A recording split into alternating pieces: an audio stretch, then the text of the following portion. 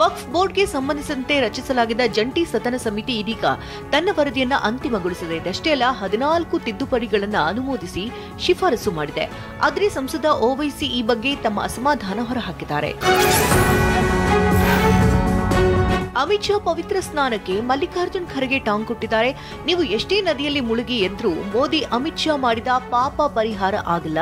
7 ಜನ್ಮಕ್ಕೂ ಅಲ್ಲ 100 ಜನ್ಮಕ್ಕೂ ನಿಮಗೆ ಸ್ವರ್ಗ ಸಿಗಲ್ಲ, ನರಕವೇ ಸಿಗುತ್ತೆ ಅಂತ ಖರ್ಗೆ ಕಿಡಿಕಾರಿದ್ರು.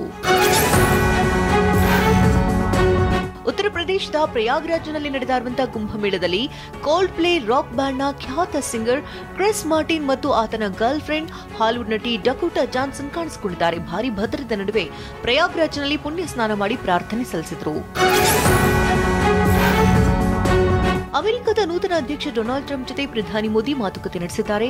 ದೂರವಾಣಿ ಕರೆ ಮಾಡಿ ಟ್ರಂಪ್ಗೆ ಅಭಿನಂದನೆ ತಿಳಿಸಿದ ಮೋದಿ ಭಾರತ ಅಮೆರಿಕದ ಬಾಂಧವ್ಯ ಮತ್ತು ಉಕ್ರೇನ್ ಯುದ್ಧ ಸೇರಿ ಹಲವು ವಿಷಯಗಳ ಬಗ್ಗೆ ಚರ್ಚೆ ನಡೆಸಿದ್ದಾರೆ. ಕೈಲಾಸ ಮಾನಸ ಸರೋವರ ಯಾತ್ರೆಯನ್ನು ಪುನರಾರಂಭಿಸಲು ಭಾರತ ಮತ್ತು ಚೀನಾ ನಿರ್ಧರಿಸಿವೆ. ಭಾರತದ ವಿದೇಶಾಂಗ ಕಾರ್ಯದರ್ಶಿ ವಿಕ್ರಮ್ ಮಿಶ್ರಿ ಅವರ ಬೀಜಿಂಗ್ ಭೇಟಿಯ ಸಮಯದಲ್ಲಿ ನೇರ ವಿಮಾನಗಳ ಮೂಲಕ ಕೈಲಾಸ ಮಾನಸ ಸರೋವರ ಯಾತ್ರೆಯನ್ನು ಪುನರಾರಂಭಿಸಲು ಭಾರತ ಮತ್ತು ಚೀನಾ ಒಪ್ಪಿಕೊಂಡಿವೆ.